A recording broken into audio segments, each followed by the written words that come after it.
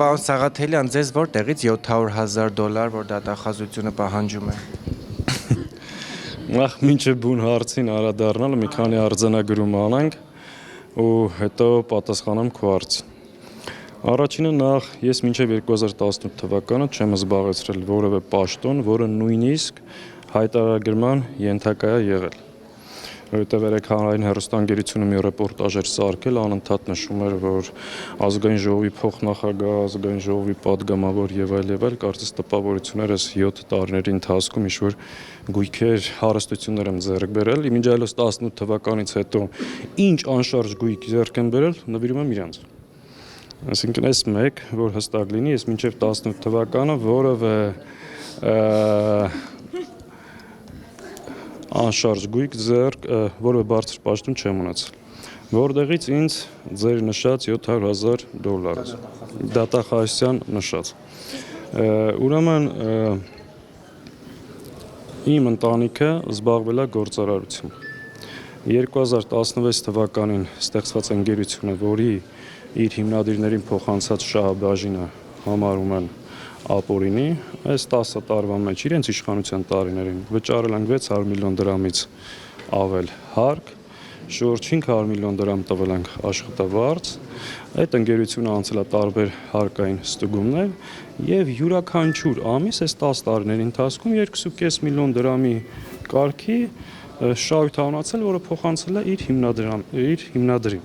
Այսինքն այդ գումարը, որը տենց մեծ հայտարարում են $700,000, $267 միլիոն, 66, դուք էլ գրել եք դրամը դարձրել եք դոլար արդեն, դա այդ ընկերությունից փոխանցված շահույթն է իր հիմնադրին 10 տարվա ընթացքում։ Ինչ ասում դատախազությունը, ասում է, քանի որ ինձ հայտնի չեն, իրավասու մարմնին հայտնի չեն տվյալներ, թե այդ ընկերությունը ինչ կարգի ներդրումներ է իրականացրել, հետևաբար չի երևում այդ ներդրումների աղբյուրները, այդ ստացած շահույթը համարում ենք ապօրինի, եկեք դատարանում ապացուցեք։ Հիմա այս հարց եմ տալիս, եթե դուք չեք ուսումնասիրել, եթե դուք չգիտեք, ես տեղից պաշտոնապես ասում եմ, որ այդ ընկերությունը որևէ դրամ ներդրում չի արել, որովհետև դա ընդհանրապես կառավարող ընկերություն է եղել, վարձակալել է հյուրանոցներ եւ կառավարում է իրականացրել, որտեղից շահույթ է ստացել։ Այսինքն այս շոուն, որը անում եք անիմաստ, առանց ուսումնասիրելու, առանց այդ տեղեկությունները իմանալու, դրա նպատակը ո՞րն է։ Պարզ բան, որ այս ամբիոնից հայտարարեն, տեսեք, գողերը, թալանչիները, ասես թվեր հրապարակեն, բայց տակը ոչ մի բան չկա, սա ընդհանրապես շոու է, որը կարճ ժամանակ հետո բոլորին պարզ կդառնա։ Նույնիսկ ասում եմ, իրենք իրավունք չունեին այդ ժամանակաշրջանի հետ կապված վարույթ հարուցեին, որովհետև օրենքը ասում է, որ պաշտոնը ստանձնելու օրվանից հետո ես պաշտոն Ժորժան չեմ ունեցել, հեռավոր ազգակցական բարեկամ էլ չեմ ունեցել։ Ու եթե այս իշխանությունները 7 տարի փնտրեցին, ինձ գտան, որ ես եմ կոռուպցիան եռը, ինչ ասեմ, մեղք են սրանք։ Այսինքն ճիշտ հասկացանք, Աննա Վարդապետյանին փող չունեք տալու։ Իհարկե չունեմ որևէ մեկին տալու, որովհետև դա ապօրինի չի եւ շատ կարճ ժամանակ հետո, երբ որ ես նույնիսկ դատարանի պահանջ էլի հիմա չունեմ, որ ասեմ, օրինակ այնտեղ գրած է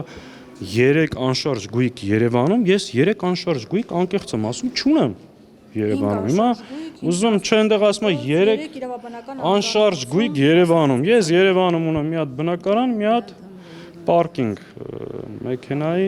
ավտո կայանատեղի։ Հիմա երրորդը ինչի մասին, անկեղծ չգիտեմ, որ թղթերը ունենամ, հասկանամ։ Նվիրեք, եթե հայտնաբերեն։ Չէ, ուղղակի դա խնդիր կա, որ նվիրեմ կնվիրի Ալիևին, դա պրոբլեմա, թե չէ։ Այսինքն հաստատ պետությանն էլ չի մնալու, էլի։ Սաղաթելյան, այսպես ասում եք 18-ից առաջ չեք ունեցել պաշտոն, բայց հավանաբար դա նաև իրենք գիտակցում են, բայց այսպես ասում եք շոու են անում, ցույց տալիս նախկիններ են անում։ Իրանք ուսումնասիրությունը այլ ժամկետների մեջ են վերցրել, տեսել են այդտեղից ոչ մի բան գլուխ չեն հանում, չի ստացվում, հետո էլի են առաջին տարի առաջ գնաց հասել են 2008 թիվ։ 2008 թիվը որտեղից է գալիս։ Ես եղել եմ ազգային ժողովի փոխնախագահի օգնականը։ Իմիջիայլոց ինձ չեն մեղադրում պաշտոնական դիրքը չարաշահելու, կաշառք տալու, կաշառք վերցնելու, հարկեր թաքցնելու մեջ։ Ուղղակի ասում են, տեսել ենք գույք ունես ու այդ աղբյուրը չի երևում, արի ապացուցի։ Գործ ուղարկել են դատարան, գնա հերթով սկսի ապացել։ Իհարկե ամեն ինչի ձեռք բերման եւ փաստաթղթերը կա, եւ աղբյուրները կա, եւ մնացածը, այստեղ խնդիր չի լինելու։ Խնդիրը այս շոուն է, ու այս տհաճությունը, որ ամբողջ ընտանիքիդ, հարազատներիդ, քուր, եղբայր, հարս, կին, հայր, մայր, սաղի ունեցվածքի վրա կալանք են դրել, հաշիվները սառեցրել, ասես մի հատ շոու են անում ու մարդկանց կերակրում են, տեսեք հերթական գողին բացայտո գողնել եք դուք, թալանչինել եք դուք, ու այս դալիճում նստած ձեր ԿՊԱ-ականներ ես։ Գնում եք եք տարե համեմատում ես։ Այո։ Հիմա դասում են այս բաշխվածումների սկանդալի ֆոնին, որպեսզի քանի որ մեծ հանրային դժգոհություն առաջացրեց, գուցե դառնում են իրենց այս օրինական քալանը։ Իրենք անում են այն, ինչ արել են 7 տարի մարդկանց, ես ասել եմ, նրանք ովքեր բարձր դիրք են ունեցել, հաճախ այդ պաշտոնը դրա համար